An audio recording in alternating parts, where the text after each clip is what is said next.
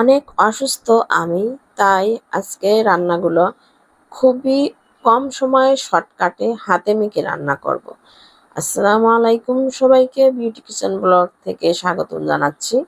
কেমন আছেন আপনারা সবাই? আশা করি সবাই ভালো আছেন। আর আমি আলহামদুলিল্লাহ, আল্লাহ যেমনই রাখে অসুস্থ অবস্থায়ও শুকরিয়া আদায় করছি আল্লাহর কাছে। আমি ভালো আছি। অসুস্থতার কারণে ভিডিও আপলোড করতে পারছি না, আর ঠিক মতো এডিটও করা হচ্ছে না। তো যাই হোক, ভিডিও তো ছাড়তেই হবে যতই সুস্থ থাকি অসুস্থ থাকি। তো আজকে কয়েক রকমের আইটেম রান্না করব। আর অনেক দিন পরে গ্যাস আসছে আলহামদুলিল্লাহ। তো আমি প্রথমে করলা হাতে মেখে আমি বসিয়ে দেব। আর হাতে মেখে যে কোনো রান্না দারুণ মজার হয়, আর একটু শর্টকাটেও রান্নাটা করা হয়ে যাবে। আর গ্যাসের চাপ একটু যদিও কম ছিল। তারপর হচ্ছে পাট শাক রান্না করব। এটা হচ্ছে ডাল দিয়ে রান্না করব, খেসারি ডাল। আর পাট শাক রান্না করার জন্য আমি এখানে একটু পেঁয়াজ রসুন সুন্দর করে ভেজে নিচ্ছি, এখানে জিরার ফোড়ন দিয়ে দিয়েছি। আর ডালগুলো সুন্দর করে ভাজি করে নেব। আর এখানে হলুদ লবণ দিয়ে দেবো, আর কোনো মশলা দেব না।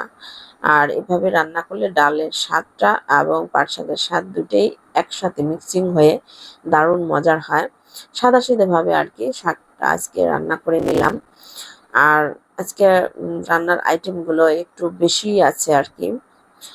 তারপর হচ্ছে চুলার গ্যাস একবারে কম, 2 চুলা জ্বালাতে পারছি না। তো ভাবলাম যে পোলাও রান্না করব, যেহেতু এটা শুক্রবারের ব্লগ ছিল। শুক্রবার তো পোলাও রান্না করতেই হয় বাচ্চাদের জন্য। এর জন্য আমি রাইস কুকারে পোলাওটা বসিয়ে দিলাম, কারণ 2 চুলায় যেহেতু বসাতে পারছি না। আর অন্য চুলায় মাংস রান্না করে নিব। মাংসটা একটু ঝাল কম দিব, যেহেতু বাসায় মেহমান আছে, বাচ্চারা একটু ঝাল কম খায়।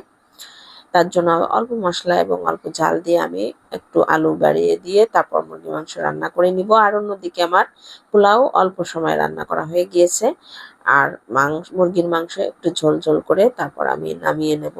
আজকের আবহাওয়াটাও অনেক ঠান্ডা ছিল, সবকিছু মিলে গরমটাও কম ছিল। যেহেতু রান্নাঘরে অনেক সময় কাটিয়েছি, তা বেশিটা গরমও লাগেনি, তবে শরীরটা বেশি অসুস্থ থাকার কারণে একটু অন্যরকম হয়ে গিয়েছে। তারপর হচ্ছে বাচ্চাদের জন্য একটু মাছ ভাজি করে নিব।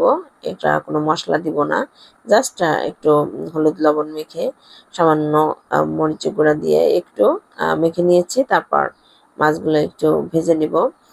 আর মাছ ভাজি হচ্ছে পোলাওর সাথে বাচ্চারা খাবে। আর একটু সিম্পল ভাবে রান্না করেছি, আর সাথে একটু সাদা ভাতও ছিল। কেউ সাদা ভাত খেতে চাইলে সাদা ভাত খাবে, আর কেউ পোলাও খেতে চাইলে পোলাও খাবে।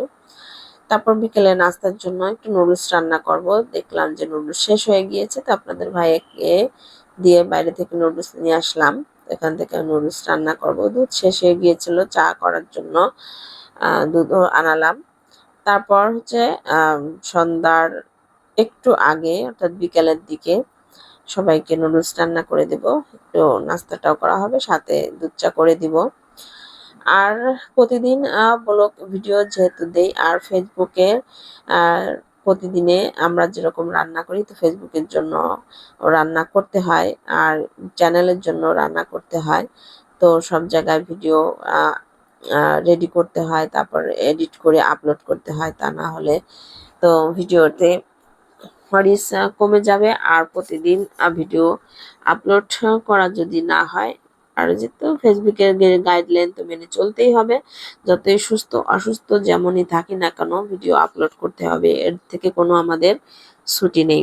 সন্ধ্যার পরে আলবির জন্য একটু আলু ভাজি করে দিলাম। সবকিছু মিলিয়ে আজকের রান্নাটা সহ আজকের ব্লগটি আপনাদের সঙ্গে শেয়ার করলাম। আজ বিদায় নিচ্ছি, আবার চলে আসবো অন্য কোনো ভিডিও নিয়ে। সবাইকে আল্লাহ হাফেজ।